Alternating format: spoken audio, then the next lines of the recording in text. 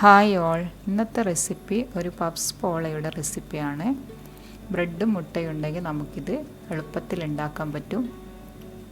ഇഫ്താറിൻ്റെ ടൈമിന് കഴിക്കാൻ പറ്റിയൊരു പോളയാണിത്. ഇതെങ്ങനെയാണ് ഉണ്ടാക്കുന്നതെന്ന് നോക്കാം.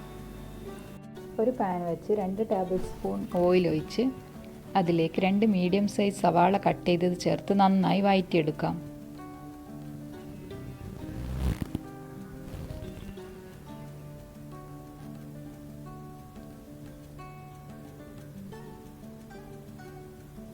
അതിലേക്ക് ഉപ്പ് ചേർത്ത് കൊടുക്കാം. 1 ടീസ്പൂൺ ഇഞ്ചി വെളുത്തുള്ളി പേസ്റ്റ്, പച്ചമുളക് കട്ട് ചെയ്തതും ചേർത്ത് നന്നായി വഴറ്റിയെടുക്കാം. ഞാനിവിടെ ഇതിനു വേണ്ടി 2 മുട്ട പുഴുങ്ങി വെച്ചിട്ടുണ്ട്. നന്നായി വഴറ്റിയെടുക്കാം. ഇതിൻ്റെ ഫില്ലിംഗ് നമുക്ക് പെട്ടെന്ന് തന്നെ ഉണ്ടാക്കിയെടുക്കാം. ഇത് നന്നായി വഴന്ന് വന്നാൽ അതിലേക്ക് മസാലപ്പൊടികൾ ചേർത്ത് കൊടുക്കാം. 1/2 ടീസ്പൂൺ മഞ്ഞൾപ്പൊടി, 1 ടീസ്പൂൺ കുരുമുളക് പൊടി,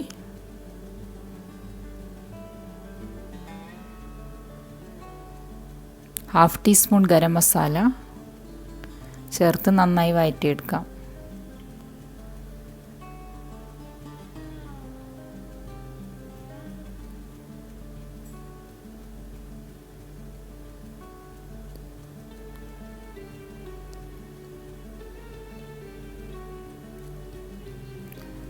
ലാസ്റ്റ് മല്ലിയിലയും കറിവേപ്പിലയും ചേർത്ത് നന്നായി വഴറ്റി ഫ്ലെയിം ഓഫ് ചെയ്യാം.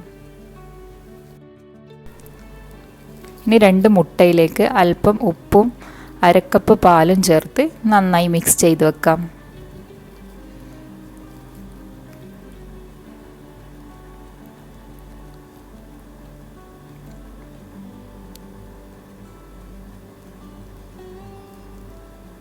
ഇനി ഒരു നോൺ സ്റ്റിക്ക് പാത്രം എടുത്ത് അതിൽ ഓയിലൊന്ന് സ്പ്രെഡ് ചെയ്യുക.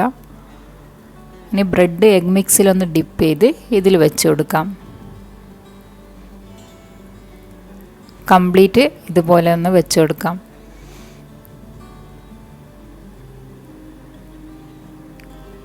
ഇനി അതിൻ്റെ മുകളിലായി നമ്മൾ തയ്യാറാക്കി വെച്ച മസാല നിരത്തി കൊടുക്കാം.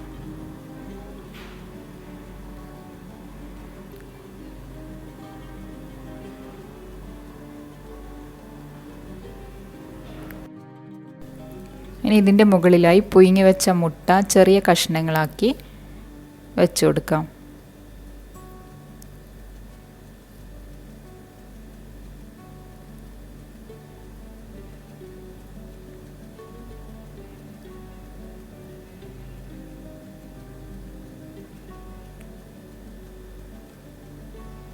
മുകൾ ഭാഗവും ബ്രെഡ് വെച്ച് കവർ ചെയ്തെടുക്കാം. ഗ്യാപ്പില്ലാതെ ബ്രെഡ് വെച്ച് കവർ ചെയ്തെടുക്കണം.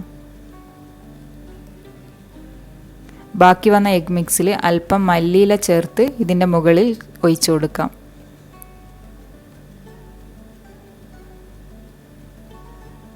ഇത് ലോ ഫ്ലെയിമിൽ വെച്ച് കുക്ക് ചെയ്തെടുക്കണം.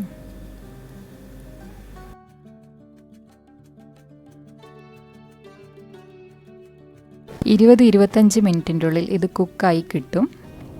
ഇതിപ്പോൾ ഇവിടെ റെഡി ആയിട്ടുണ്ട്. ഇനി ഇതിൻ്റെ മുകൾ ഭാഗം കൂടി ഒരു ബ്രൗൺ കളർ കിട്ടാൻ വേണ്ടി വേറൊരു പാനിൽ ഓയിൽ ഗ്രീസ് ചെയ്ത് അതിൽ തിരിച്ചിട്ട് കൊടുക്കാം. ഇത് 2-3 മിനിറ്റ് ലോ ഫ്ലെയിമിൽ വെച്ച് കുക്ക് ചെയ്തെടുക്കാം.